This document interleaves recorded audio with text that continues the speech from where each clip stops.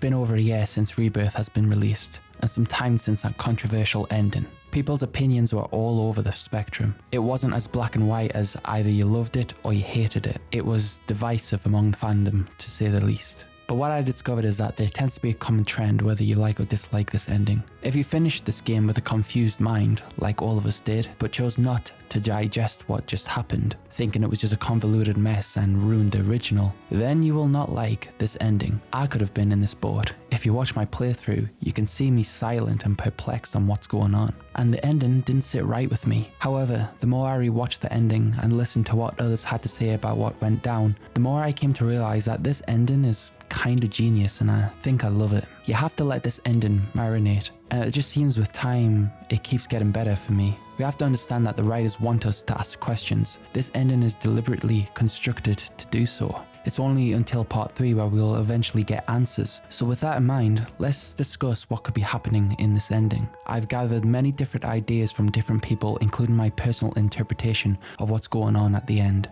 But please remember, all these theories suck. All of them seem to hit a dead end, so the best approach would be to follow the theories that make the most sense before we reach the dead end. Before we talk about the ending, I think it's necessary to have some context about what's different this time compared to the OG game, because there's so many concepts going on in which it can be confusing to discuss while also theorizing about the ending. And the biggest new thing in this trilogy is the concept of worlds. At the end of Advent Children, when Cloud beats Sephiroth, it would seem to me that Sephiroth went through the Lifestream back to the beginning of FF7 with the intention of defying fate. We don't know the full extent of Sephiroth's plans, but we can speculate that Sephiroth seems like he doesn't like the way the Lifestream and the planet works, based on the hints in Ever Crisis, where we get more information about Sephiroth's background. He wishes to change the way things work and create some type of version of eternity. To do this, his plan includes creating multiple worlds to harness as much negative emotion as possible, then merging them once again.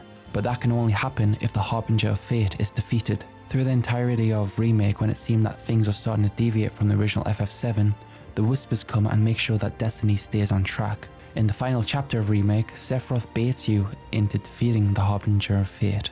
When it is defeated, it created a road in which was once a singular one to now one that branches off into countless different roads. And the evidence that this is true is the fact that Zack is now alive. A new world was created in which he survived. It's even more shown in our face when it shows the Stamp Dog, which is a different breed entirely to the world where Cloud and the party are. And this is how the writers indicate whether we're in the new world or not. At the end of Rebirth, we see even more versions of Stamp. The FF7 Rebirth Ultimania confirms there are 5 different worlds based on the appearances of Stamp. It would seem that Sephiroth's plan at the end of Remake had succeeded. He now has control over the Whispers, meaning he has the power to manipulate Destiny. In Rebirth, we see 2 different kinds of Whispers. Sephiroth Whispers that are dark with a purple orb, and the white Whispers with a white orb, which appear to be very likely the Omni/Lifestream Aerith's Whispers. As we see these Whispers help out Zack, appear next to Cloud at the Forgotten Capital, help against Sephiroth in the final battle a few times. We don't know what the full extent of these Whispers' goals are, but they seem to correlate in the interests of our party. Now, we get told by Sephiroth in that much needed info dump that when the boundaries of fate are breached, new worlds are born. We are shown this when Zack makes new choices, kinda similar to the butterfly effect. And a rainbow-like ray effect is what depicts a new world being created. I will come back to this later, but it looks like these worlds can be created by people's desires. And even Aerith herself has this rainbow power, as we see in the church. It can even have the power to transport people to other worlds, like sort of a bridge between the two. Another example of this is in the final fight when Cloud and Zack are fighting Sephiroth. He says this: "Just as worlds unite, so too do they part."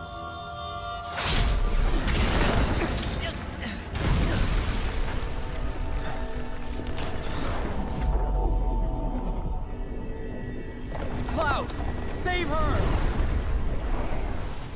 Also note the fact that in the church scene, when this rainbow light effect appears, it removes both the seats in the church and the flowers. I think in this moment, Aerith transported herself and Cloud to a new world. So it's my understanding that whenever you see this rainbow, it is signifying either some type of bridge to a new world or the creation of a new one. Now don't get it twisted, this is not exactly like a multiverse in the same sense as the MCU, nor are they parallel worlds. where there's a world where Sephiroth is a good guy, a world where Cloud is a truck driver, a world where Tifa created Shinra. It's not like that. Again, it is not 100% clear on how these worlds work and what the full extent of the rainbow glow is.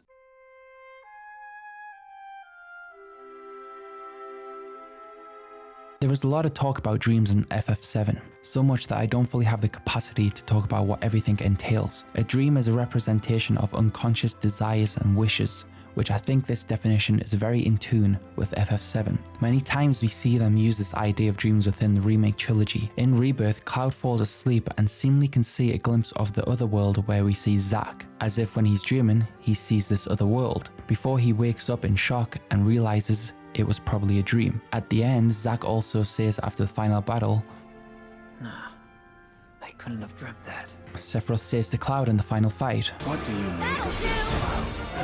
Is any of it real? Or is it all just a fever dream? If we go even further back to Remake, with the resolution scene regarding Aerith, Cloud falls asleep, then wakes up and he speaks with Aerith, who at the time was held captive at the Shinra building. This is obviously a different version of Aerith. Likely, it's Lifestream Aerith. Back to Rebirth, we have the NPC dialogue in which it talks about memories and desires. So, my parents are no longer with us. Here, that is. But I believe they're still out there, on another plane. I've been reading a bunch of theories about this alternate world in the hope of going there someday. And over the course of my studies, I stumbled across a fascinating theory. It addressed the issue of what the Lifestream is, arguing that spiritual energy is actually a manifestation of our knowledge and memories. Like I said, it's a fascinating theory, but it's incomplete. What about our hopes and dreams? We remember those, don't we? So what if spiritual energy doesn't distinguish between our real, lived memories and the unrealized desires buried deep in our hearts? What if coming into contact with that energy allowed us to peer through the looking glass, so to speak? It's just an idea, but I hope to find the truth someday. Well, isn't that splendid? Now, it would be crazy if this dialogue was just random and had no relevance to the actual story. This is something a lot of writers do. They sneak very important information in parts where there seemingly isn't anything important going on. And we can't forget Zack's most iconic quote, "Embrace your dreams." Clearly, there is a lot of emphasis on this in FF7. There is a section in which Cloud is with Aerith in a different world. Aerith calls it a dream, more specifically her dream, where in this world she goes on a date with Cloud, and everyone is supposedly at terms with the apparent end of the world, which stands in total contrast to Zack's world. Cloud and Aerith take a photo together. They try out eating candy, and Cloud picks what gift he wants to give to Aerith. Then we see in the church scene where Aerith confesses that she likes Cloud and tells him not to blame himself. This is obviously a goodbye from Aerith. She never got a chance to say goodbye to Cloud, and this is what her desire was, to spend one last happy day with Cloud.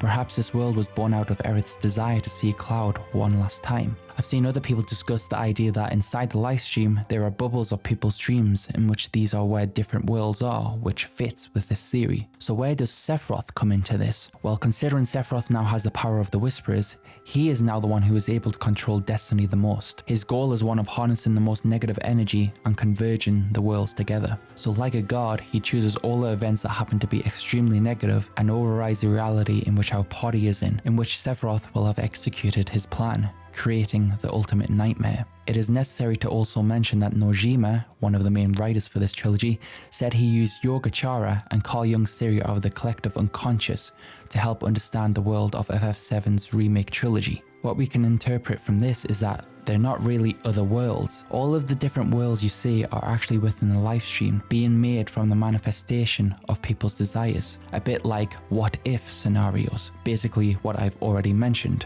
Many have theorized that yes, there are multiple different worlds within the Lifestream, and in these worlds all the same people tend to exist. So for example, if there's 7 worlds, there is 7 Aeriths, but only the physical form of that person, and that there's only one consciousness with these people among all the different worlds. The evidence for this is pretty clear. In Zack's world, Aerith and Cloud seem to not be present. We thought Aerith might have died in this Zack world, but neither Zack, Elmira, or any other characters tell us that Aerith or Cloud are dead. In fact, Marlene even says to Zack regarding Aerith's well-being, she'll die if she wakes up, indicating that she's just out for the moment.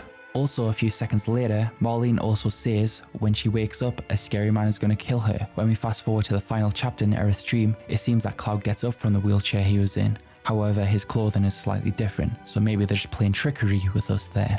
And coincidentally enough, this version of Aerith very likely dies in this world. Going back to the Aerith resolution scene in Remake once again, when Cloud falls asleep, i.e. loses consciousness, it would seem that he's able to communicate with Aerith in a different space. When Cloud wakes up, that's when he leaves that world. Now with Rebirth in chapter 14, Cloud is unconscious for some time, as his consciousness is in another world. We see Aerith wake up before Cloud, and we see Barrett carrying Cloud. Yet again, Cloud returns to the main world by waking up, i.e. gaining consciousness once more. On approach to the Forgotten Capital, Cloud talks briefly to Barrett of his experience. Must have been some dream you were having, judging by the way your eyes were twitching. Don't know if I'd call it a dream. Either way, something happened to you, didn't it? Yeah. Got sent to another world. Apparently, there's at least a few more than one. Is that right? I'd explain, but don't think I can. It's alright. Doubt I'd want to hear it anyway. And the last thing I will point out is that Aerith during chapter 10 feels a touch of something, in which it then shows Zack touching her hand in another world. I think these are very strong points for the argument of consciousness and are likely to play a more significant role in part 3. I have concluded that desires/streams creating new worlds within the Lifestream is one of the stronger theories, and I will be mainly using it as my foundation going forward. Let us now delve into the ending of this game.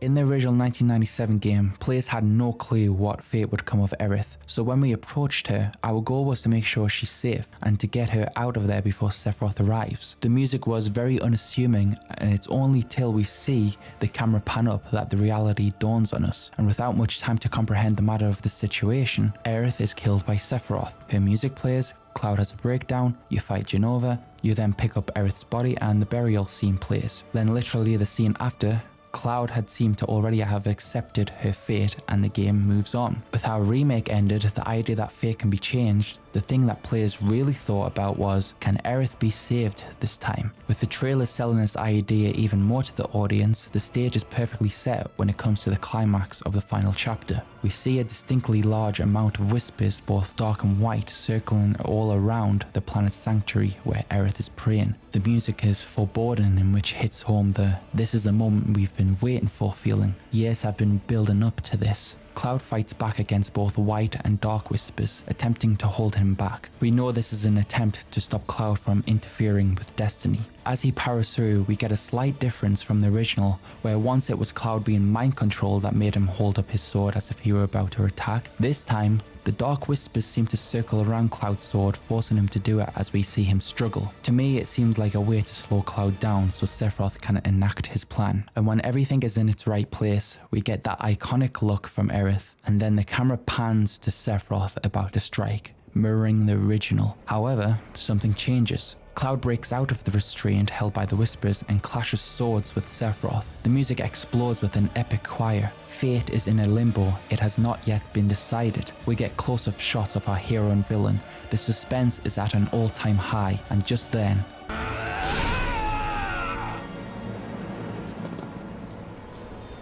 the music calms down. The rest of the party can now come through to the planet's sanctuary. The event has passed, an event in which Cloud has just defied fate.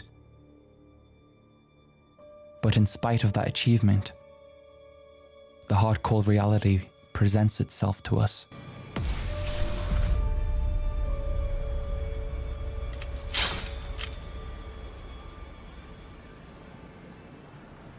It doesn't matter if you saved her, Sephiroth controls all.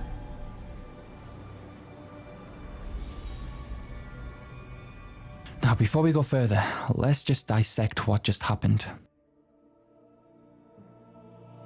The moment things truly deviated was when Cloud broke out of his restraint. We see that a rainbow glow materializes as he breaks out of his frozen state. Remember when we talked before about how deep desires can apparently cause a new world to be birthed? Well, that's what I think happened here. In this moment, Cloud is so close to Aerith, yet he is unable to move. He sees Sephiroth coming down about to strike Aerith. Cloud is unable to do anything, in which this idea of being powerless to help her makes his desire to save her peak at an all-time high. It's burning within the depths of his heart, and you hear that with his passionate yell.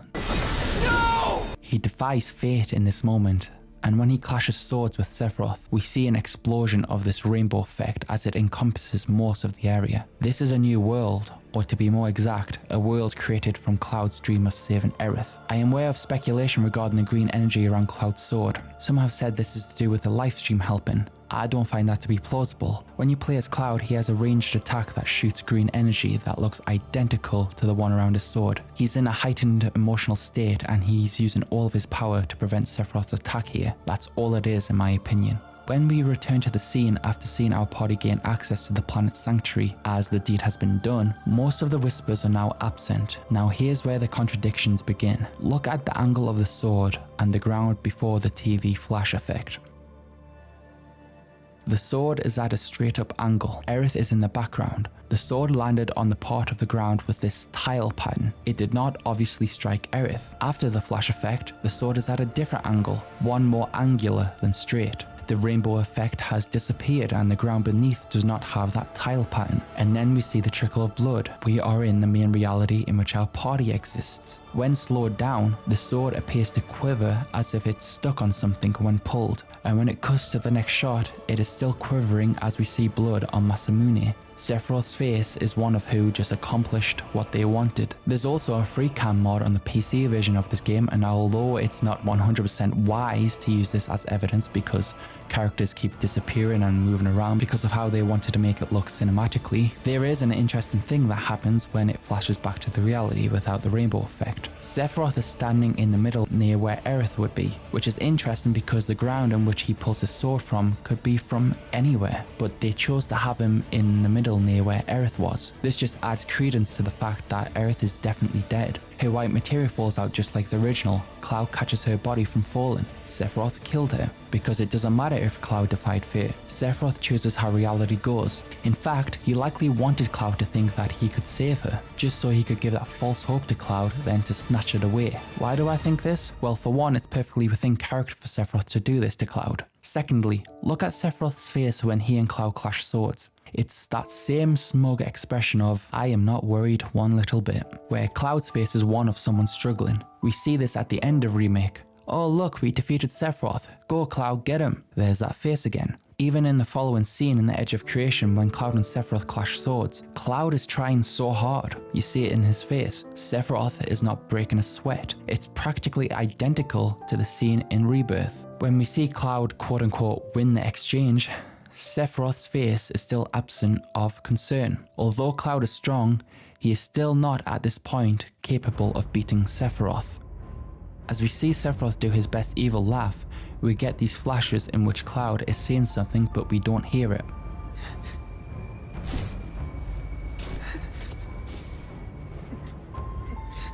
Your tears are empty.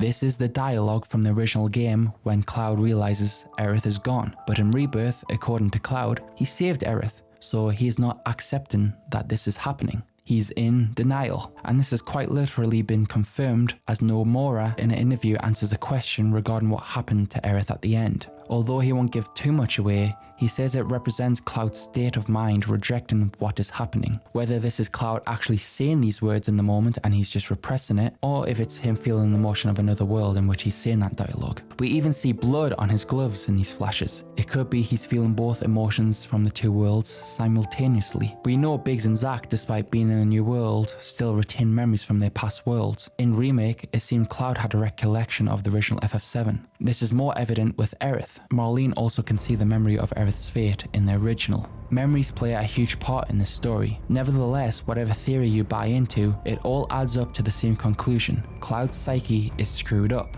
When Sephiroth throws the blood at Cloud, there is a huge flash effect that almost sounds like a thunderclap. He has an inability to accept it. He's experiencing true loss, and that is in line with Sephiroth's goals as he seeks to create a confluence of worlds and emotions, with loss being the greatest one of all. Cloud is experiencing that loss so greatly. Sephiroth's vision is about to be fully realized, but just then... Cloud, it's okay. Could be an hallucination from Cloud, but I think it's Aerith from the Lifestream reaching out to Cloud. We know Aerith is trying to protect Cloud. In the church scene, she says, Whatever happens, don't blame yourself. and then before she departs from Cloud, she says, But your mom gave that to you. This isn't about me, though. It's about saving the world. And you. and in the Sleeping Forest scene, she makes extra effort to reassure Cloud that everything's going to be okay. Yeah. But forget about him for now. Just focus on yourself, okay? But I'm fine. Focus on you, Cloud. The one I've been trying to find. The real you. Huh? Leave Sephiroth to me. I can handle him. He's planning to use the black materia, but I won't let that happen. If you want to go even earlier back to Remake, she explicitly tells Cloud to not fall in love with her. This is Aerith reaching out as Cloud is about to break, which Sephiroth wants. Also, we see the green tendrils that represent the Lifestream. I do think this is Lifestream Aerith directly reaching out to Cloud, and no one but him can see that. We also see her close her eyes later, again adding to that idea of consciousness being separate from the physical. However, probably because Cloud can't comprehend what's actually going on, he perceives Aerith to be alive, as he does think he parried away Sephiroth's sword. Also remember that what we are seeing is from Cloud's perspective, a perspective we know to be flawed, because then we see the party's perspective where we no longer see the rainbow effect. Instead, this looks exactly like the flashes in what Cloud is rejecting. Barrett sees blood beneath Aerith, and then we go to Tifa, which adds even more questions.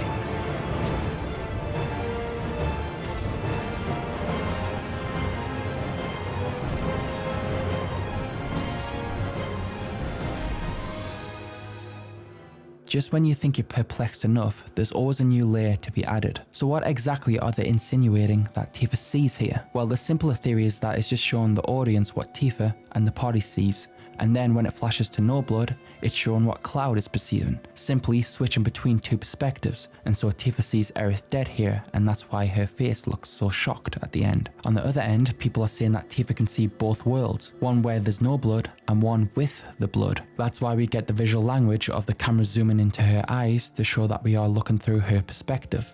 So how is it possible for Tifa to do this? Well, something new that happened in Rebirth that was not part of the original was that Tifa has had an experience with the Lifestream. She kind of fell into it and she saw memories of her past and people telling her not to give up. And if we yet again go back to the NPC dialogue, it says, What if coming into contact with that energy allowed us to peer through the looking glass, so to speak? that energy being the Lifestream's energy, giving Tifa the ability to look through the looking glass. And so she can see two worlds here, the one in which reality exists, one of Cloud's unrealized desire, and the reason her face looks like that is that she's stunned with what she's just witnessed. I'm 50-50 on these theories, both are very plausible to me.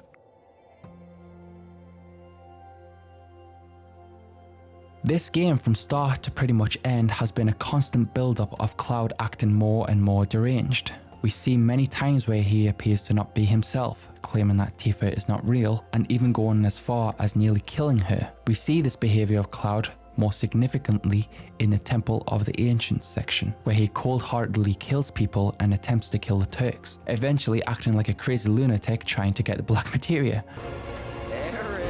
He's obviously being puppeteered by Sephiroth. Before arriving at the Forgotten Capital, the party is not 100% comfortable with Cloud, and Tifa even says to him, Hey Cloud, promise me, if you start feeling sick or thinking weird thoughts, you'll let us know, okay? Thoughts like... For example, stuff like thinking I'm not the real me. Sorry. You don't have to apologize, but I do want you to talk. To me, or someone at least. Alright. I can do that.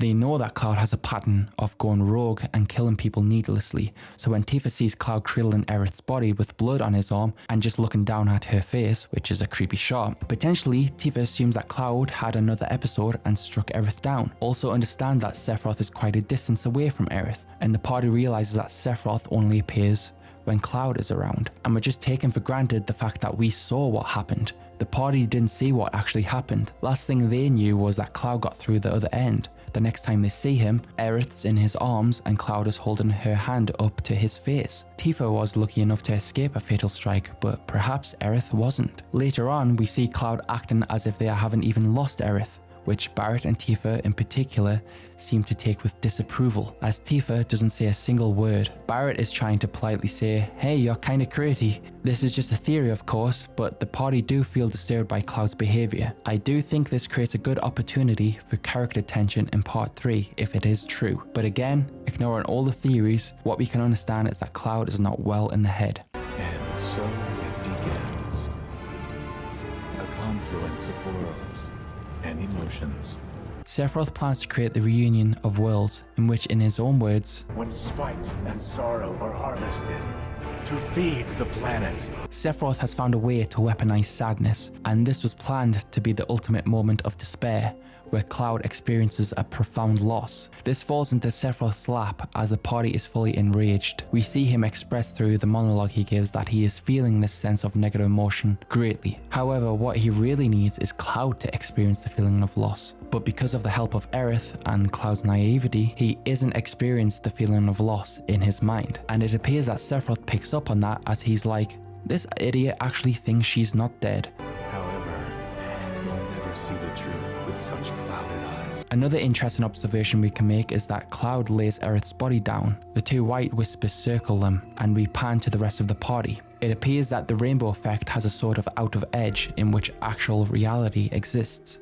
This is kind of silly, but the imagery kind of reminds me of that one Simpsons episode where they're trapped. So let's use that to make it more clear. Once we start the Jenova fight, you will realize that the entire party, except for Cloud, has their limit ready at the beginning. This is very smart and intentional storytelling through a gameplay mechanic. Sorry to keep hammering this point home, but the party is very mad and hell-bent on revenge. Cloud, on the other hand, is obviously not at the same heightened emotional state as the rest of the party are. There's a part where Tifa is trying to keep the morale going and Cloud is just like, of course, like it's not even in question.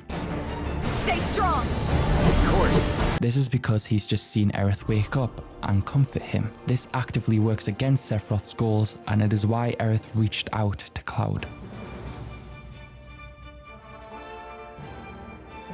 When the party defeats Jenova, a moment happens in which everyone and their mother thought was going to happen in the final part, and that is Zack and Cloud fighting together against Sephiroth. The two worlds have joined in this moment, maybe through the doing of Aerith as we see the white whispers appear on screen after the Jenova fight. It would also make sense that it was her doing because, well, Zack and Cloud together are a formidable force against Sephiroth. However, when Zack touches Cloud, Sephiroth whispers appear to burst out of them, so I'm not certain on this. In any case, the fight begins in a location that people have said is the edge of creation, the end of the world 7 seconds prior, which we see at the end of Remake. It looks slightly different here, but the overall aesthetic and the main concept of what it is present. Sensing that Cloud and Zack together might make him sweat a little too much, Sephiroth chooses to fight like a coward by parting the worlds. He then goes into his Bizarro form, another thing that we thought to have seen in the final installment. The third game is going to be nuts. This boss gauntlet is fought among the entire party, including Zack in various spaces. The Ultimania confirms that Sephiroth's existence can transcend time and he can exist in multiple worlds at the same time. When Zack, Cloud and the other party members are fighting Sephiroth Reborn, they are all fighting the same entity at the same time among separate worlds. Basically, the concept of time is irrelevant to Sephiroth. Back to Zack, we see him in darkness with the dark whispers around him due to Sephiroth's doing. He's trying to keep him out of this fight. It seems he's an anomaly to Sephiroth. He keeps trying to get rid of him as if he's a thorn in his side. It's probable that this is Aerith's doing. Anyhow, we see him fall into the flowers where green Lifestream energy touches him and gives him restored MP and HP. He even says, I don't think it could be even more obvious. Fast forwarding to the final phase of the battle where Sephiroth returns back to his, I guess, normal form. It is Cloud alone fighting Sephiroth. The merging of the worlds is about to be completed. However, there was something that Sephiroth didn't account for the possibility of occurring, and that is the Flower Girl.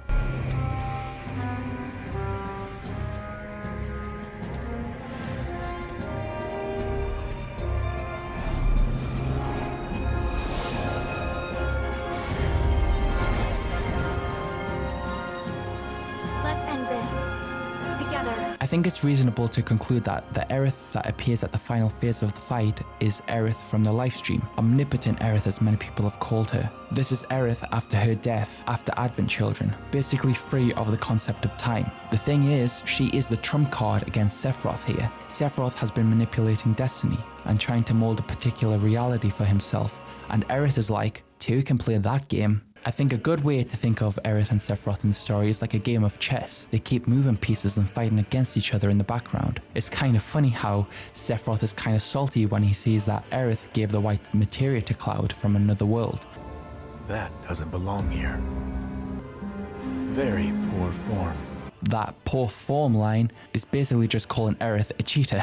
But what really surprises Sephiroth is her appearance at the final battle, as he's been on a mission to hunt every Aerith in all the different worlds, as she is a threat to his vision. After he seemingly took her life, her appearance at the final battle was unexpected. He even expresses it verbally. I must admit, I underestimated you. Observe the idea that Sephiroth brought the party to the edge of creation, and when Aerith comes out, the imagery of turning on a light in a pitch black room is very obvious. It seems to turn into a place that is very similar to what we see at the end of Remake. I am not sure what the significance of this location is, but what I know it means in this scenario is that Aerith is taking authority of the situation. When we move into the battle, we get even more evidence that Sephiroth did not calculate this. Your part is played.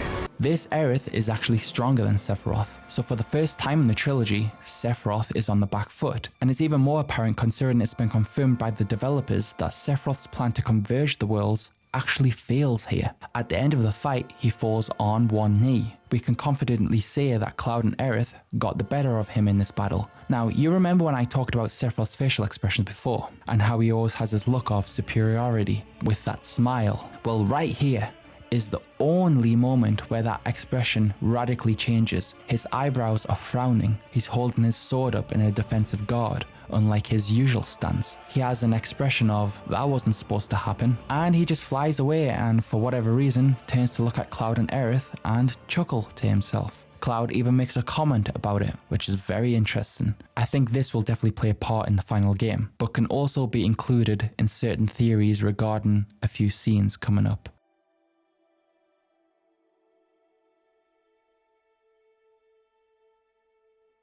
Next we have a scene in which Cloud and Aerith stand back to back with a white background, very reminiscent of when Cloud is communicating with Aerith in the Lifestream in Advent Children. Very clever, Square Enix. We see Aerith disappear, fulfilling her purpose of stopping Sephiroth in that moment. We return to the reality and see the party run up to Aerith's body, laying sideways. Tifa's face is one on the verge of tears. She puts her hand on Aerith, turning her over, in which it confirms to her the truth of the situation. All the signs are here. Nanaki is sitting with his head lowered. Yuffie is sitting on the ground in utter defeat. Tifa is doing the exact same position as she was doing when Jessie died. Barrett and Kate Sith turn to Cloud to see how he's dealing with the situation. But then something fascinating happens.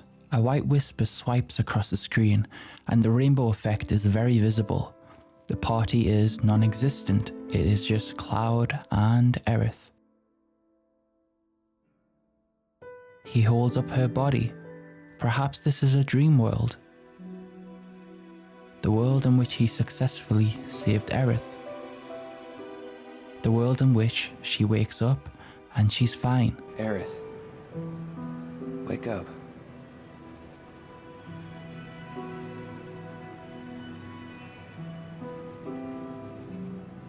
Cloud's dream world.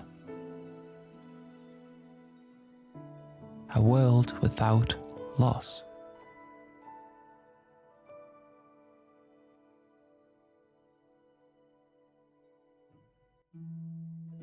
We get an undescribed time skip, where it appears to be nighttime. The party are next to the lake where we know that famous burial scene takes place. The party looks defeated. Barrett puts on his sunglasses, a thing he does when he's about to cry. The music is emotional. There's just one thing missing, the burial scene. And why? Well, if we see that, the mystery's solved, right? The burial scene is the ultimate acknowledgement, not just for us, the audience, but for Cloud, that Aerith is no longer with us. Very likely, Cloud just went in there and buried her, but he's mentally rejected that happening. The riders are putting us in the shoes of Cloud. We are Cloud in this moment. And so for him, they're just sitting at the edge of the lake, chilling. After he replies to Barrett, part of his brain is trying to actively fight against his denial. Yep. Sounds good.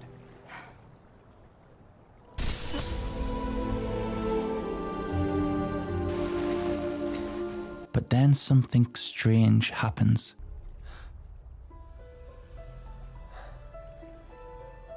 Aerith appears next to him.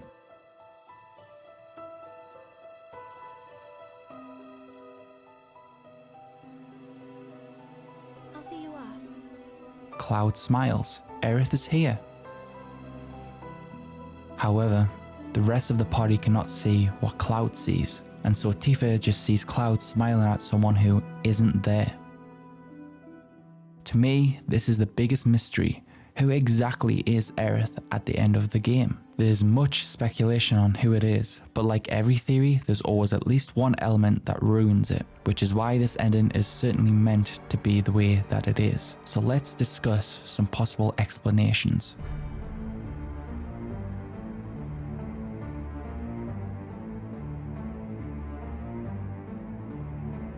The one that I would most like to see is the theory that the Aerith that we see at the end of the game is a Jenova manipulation in Cloud's head. There's some pretty good support for this theory. In the past, Jenova managed to wipe out most of the Cetra civilization by taking the form of their loved ones and manipulating them. We know in FF7 OG, most of the time we see Sephiroth, it's just actually Jenova and Sephiroth is at the Northern Crater. We get even more confirmation that Jenova can shapeshift into lots of others in Rebirth. They say she's a monster.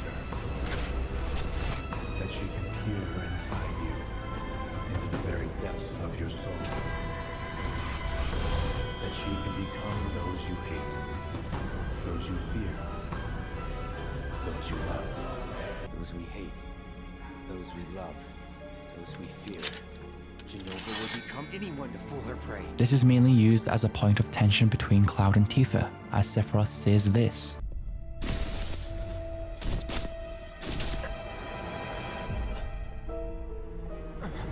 You know that I killed her. So, who is she? Or rather, what is she? Cloud, don't let her fool you.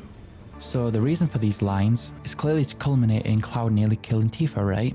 But what if that was a misdirection and the real manipulation is going on here with the appearance of Aerith? When Sephiroth flew away at the end of the battle, he turned and laughed. Maybe Sephiroth in that moment figured out what was going on.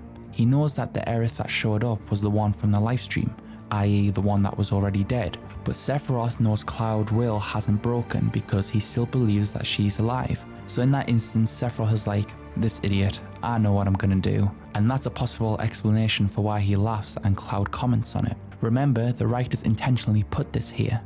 It doesn't happen by mistake. There's a reason why this is here. I also find the arrangement of scenes very interesting here. After the scene where Aerith miraculously appears and she does the most creepy head turn, what is the following scene that plays? Of course, the scene where it's revealed that Glenn this entire time was actually Sephiroth, and he had been manipulating Rufus into instigating a war against Wutai. Could be a coincidence, but it's intriguing that these scenes play back to back. In the CG ending cutscene, of course, Cloud sees Aerith when the rest of the party doesn't. Remember in Remake, Cloud could also see Sephiroth, but the party couldn't. It chooses when it wants to be seen by other people. In the final scene in Rebirth, when Cloud speaks to Aerith, a lot of people have pointed out that Aerith is acting unusual, that most of her dialogue is repeated or very similar to Remake and Rebirth, and that she is way too cheery and out of character in relation to the context of what's just happened. Going back to the scene where she appears at the lake, there's a new music track that plays. We know that music tells a story and conveys a feeling, and I think the music here is very important because the music here does not sound hopeful in the slightest.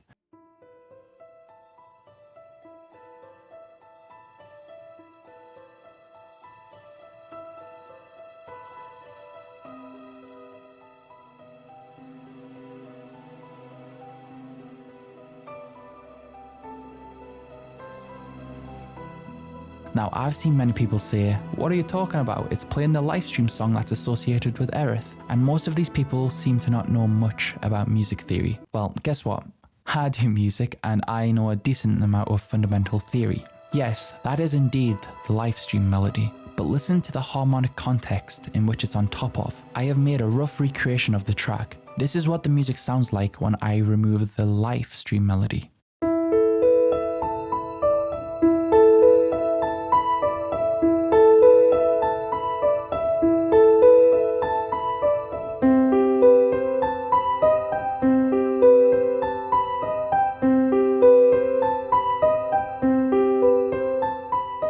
That is not a comforting sound. This is not a, hooray, Aerith is here. I'll try not to talk about this too extensively because the average Joe doesn't get music theory, but the track starts on this E minor arpeggio, then it changes key into this C minor with a major seventh on top, giving it a dark harmonic minor sound. The thing is with these two chords, it is very difficult to make them sound upbeat or joyous. Even when I play it in a playful way, it kind of sounds like something you would hear from like an old vampire movie or something. Then we have to address the Lifestream motif on top that actually ends a bit differently. It usually ends like this.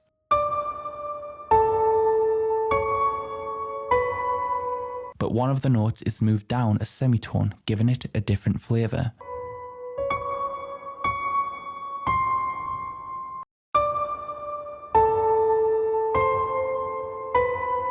This makes it fit with the harmony underneath.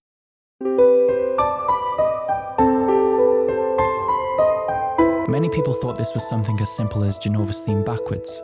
While it doesn't correlate too much with the actual Jenova theme, if we take the Jenova melody and play it with this lake theme, well then it's kinda creepy how much it fits. Take a listen.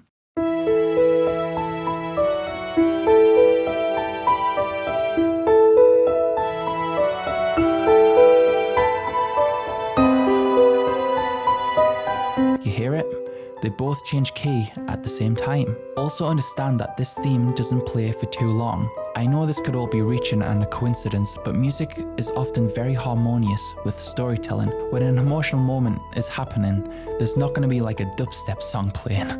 No, they're going to have something that portrays the emotion in that particular scene. So at the very least, they want us to feel a great sense of uncertainty with the creepy head turn, the music, and Cloud's smiling face.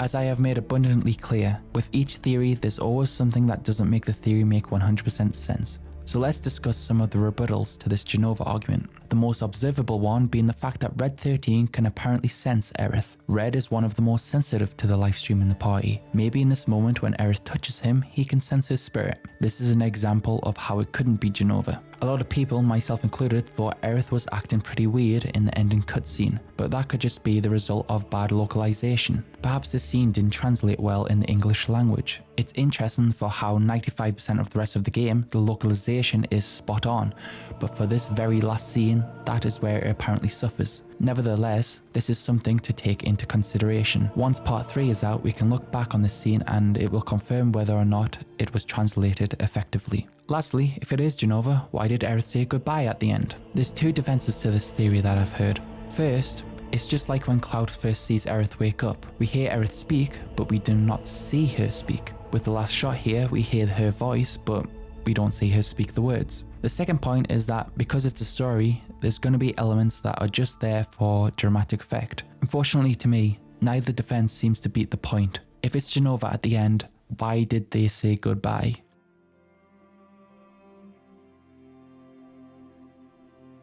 Out of all the theories, this to me is the most plausible, that this is all a figment of Cloud's declining mental mind, sort of like a Victor Reznov, Tyler Durden type situation. Now let's look at the evidence for this. She appears right after Cloud experiences a quick flashback of Aerith's death. Aerith's appearance here is a manifestation of Cloud's unwillingness to accept that she died. Cloud is pleasantly surprised. Then you see a smile that screams, "I'm not well."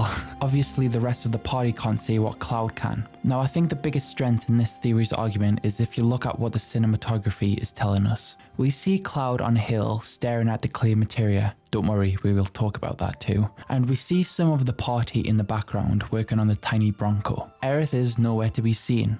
It's only till Cloud turns his attention towards the party down the hill do we see Aerith walk into frame. And the entire time as Aerith is on screen, we can assume that Cloud is looking at her. But look at what they cleverly do here with the shot choices that they make.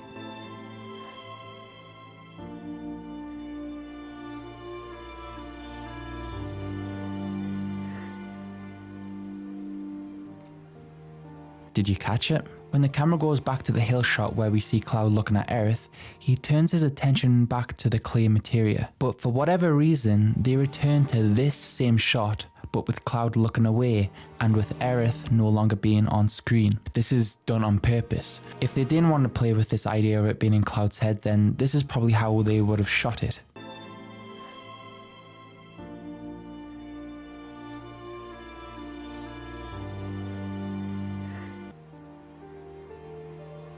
They would do something very similar to that in my opinion. When everyone but the party get onto the tiny Bronco, we hear Aerith speak, but she isn't on screen. Then when Cloud turns around, she is there. And Aerith is acting all sunshine and rainbows just like Cloud would want her to act. And the fact she says nothing in regards to what happened at the altar makes sense, as in Cloud's head, she's right in front of him. He also acts like everything is normal and that the party haven't experienced a great loss when talking to Barrett and Tifa at the end. They just don't know how to confront Cloud on this, so they do just that, avoid conflict. Some might say, but how can Red 13 sense Aerith? What I would say to this is that Aerith is probably around in some capacity, but it's just her spirit, not her actual form. And so Red can feel that spirit presence. But what really strengthens this theory for me is that it makes total sense in relation to who Cloud is as a character. Cloud can't cope with tragedy. When his best friend died in front of him, he created a world in which he was the hero from Soldier, that there was no best friend, only him. That's what a great loss did to him then. Now with Aerith, who arguably, at least in my opinion, holds a stronger bond with Cloud than he had with Zack, losing her would be a significant emotional burn, and he can't accept that. So as history repeats itself, he crafts a story so that he can cope with his existence. Again, emphasizing that quote from the original game, "I am Cloud, the mastery of my own illusionary world."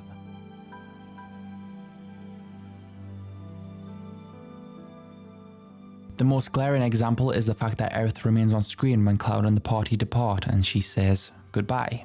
When you don't buy into my argument for the Red 13 part, then this would also be a critique of this theory. But I think the biggest reasoning against both this theory and the Jenova theory will be the last theory that I will discuss.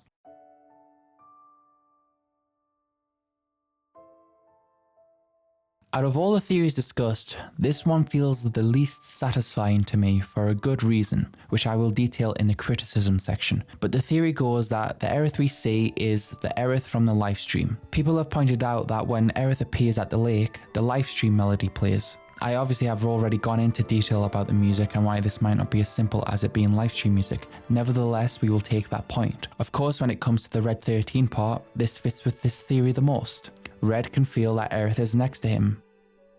When Aerith says it feels like a second home, in response to Cloud's concern about her well-being, Don't worry, it's like a second home. People have said that she's likely talking about going back to the Lifestream. The reason why she is appearing to Cloud is because she wants to make sure Sephiroth can't win, and so Aerith is there to comfort Cloud and keep his will intact. We hear no promises to keep player as she stands and watches the tiny Bronco fade away, which is in line with how she would act.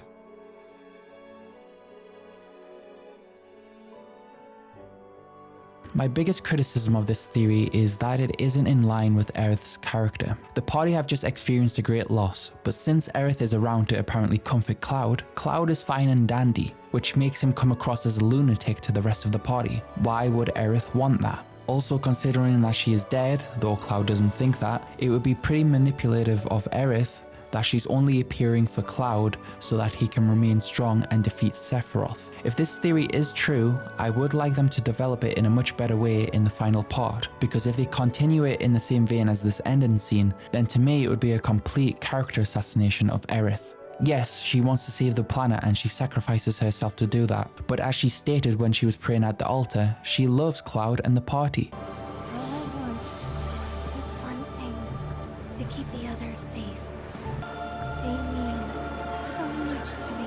Why would she be at peace knowing that the party are upset and bewildered by Cloud's behaviour, and the fact that she's manipulating Cloud by making him think she's alive, just so he can keep going on this journey being strong? This would also mean that in part 3, with the Lifestream sequence that most likely would be the acceptance of what happened to Aerith, will be less impactful.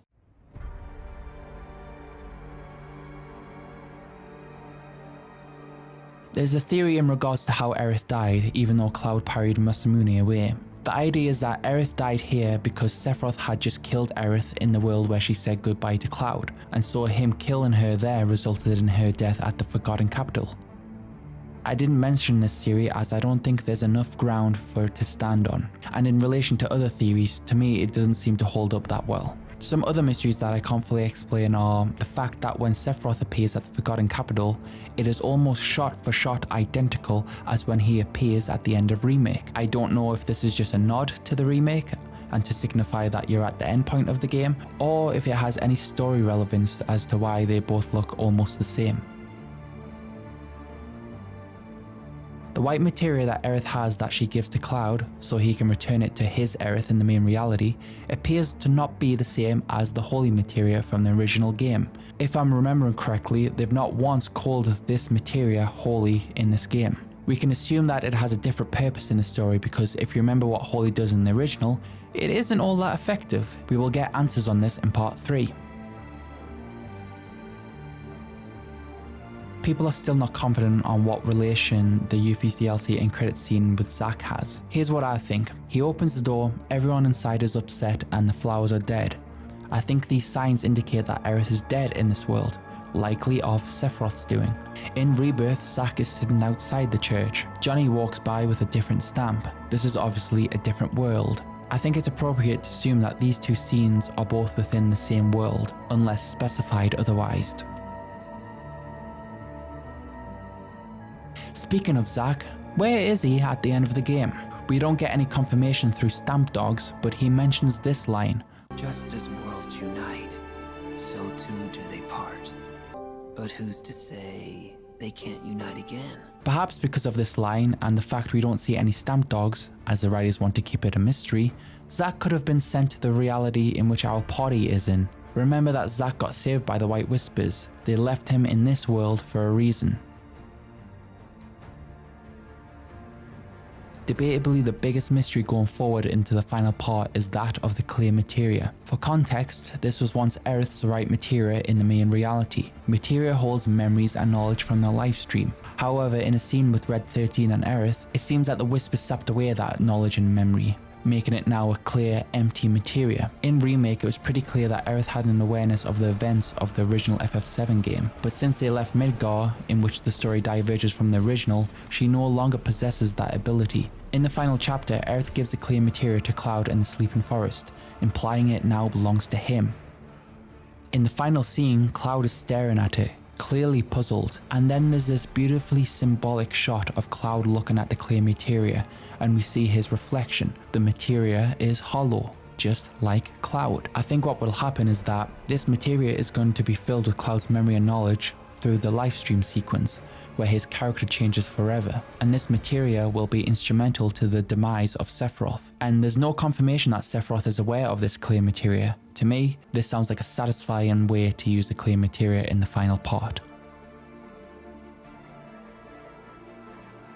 Speaking of materia, Cloud has somehow acquired the black materia, basically making it so that they're at the same point as it was in the OG FF7. We don't know how he got this, but perhaps Sephiroth gave it to him by some means. Cloud is still influenced by the Sephiroth cells within him. He even hides a black materia in his sword. My guess is that this is going to create a lot of juicy character tension in the third part. But I think we're all presuming that the black materia will have the same purpose as it did in the original. Already in Rebirth, its lore has been greatly expanded. The white materia in Rebirth also seems different. In the original, Sephiroth used the black materia to create a wound on the planet to absorb all the Lifestream energy. It's plausible that this will be the same in the third part, but I feel that there will be some extra stuff added on, considering his plan compared to the original is almost night and day. When Cloud is walking towards the tiny Bronco, he looks up and sees a crack in the sky. However, the others in the party cannot perceive it. Don't look up. Well, now I gotta look. This makes Cloud sound like he's lost his mind in the perspective of the party. But how can Cloud see this crack? Well, perhaps in the info dump scene with Sephiroth, he says, I give you my blessing. At the end, he possibly made it so Cloud has a black materia, and now he has the ability to see other worlds simultaneously. A similar effect actually appears in the original FF7 with the Lifestream sequence. Have they been thinking of this for a long time? All of this is of course speculation. There isn't too much to go off of. The first time we see a crack in the sky is in Zack's world. We all assumed that based off dialogue and the way characters are acting, that it signifies the end of the world. However, the Ultimania addresses this by leaving some doubt in our heads. The translation reads, the world where Zack is alive, or the world where Aerith and Cloud appeared in the Sector 5 slums, has a crack in the sky. Does it mean to signify the end of the world, or they are intentionally leaving that open for discussion? So perhaps we were wrong about what this crack in the sky even meant. The last thing I will talk about in this section is a part that I cannot fully comprehend. When in the quote dream world of Aerith, Cloud gets up from the wheelchair before gasping and the camera zooms in and there's this black screen for a very short second. I don't know if this is something to do with the game loading assets for the following scene or if there's some visual storytelling going on here. I could be looking too far into it, but it seems kind of odd to me.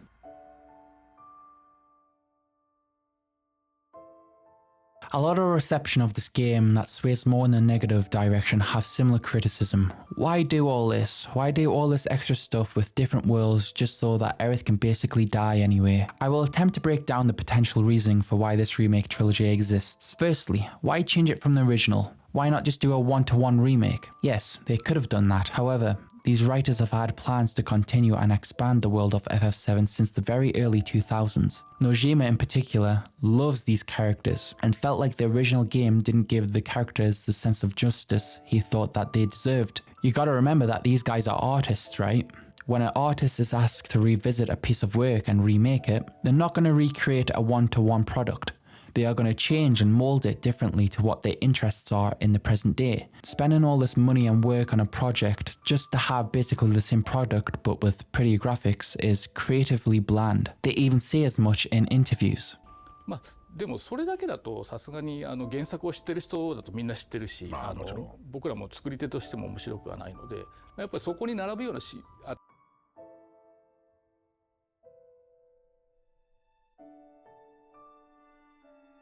To the people saying that they made this trilogy for a cash grab, why didn't they make a one-to-one remake of the original when everyone across the board would be happy? But instead they opt for a more creatively ambitious story where it's actually a sequel that isn't a replacement of the original game, in which it made a lot of fans mad. Wouldn't that be quite stupid, to do things that way if they wanted to make the most money? And you know what? As a creative person myself, I admire the balls to do something risky for the fact that they wanted to expand upon the story. Concerning the very different approach with Aerith's death at the end of Rebirth, many have complained that the impact is lost because we don't know if she's truly dead, and it ruined what should have been an emotional part of the game, because it's just mad confusing. Well, guess what? The writers wanted the game to end like this, so there's intense discussion about what really happened. And yes, they purposely robbed us of that emotional moment, because they wanted to emulate what true loss actually feels like. Just read what Katase said in this interview. A lot of time with confronting loss in the real world, a common reaction is denial,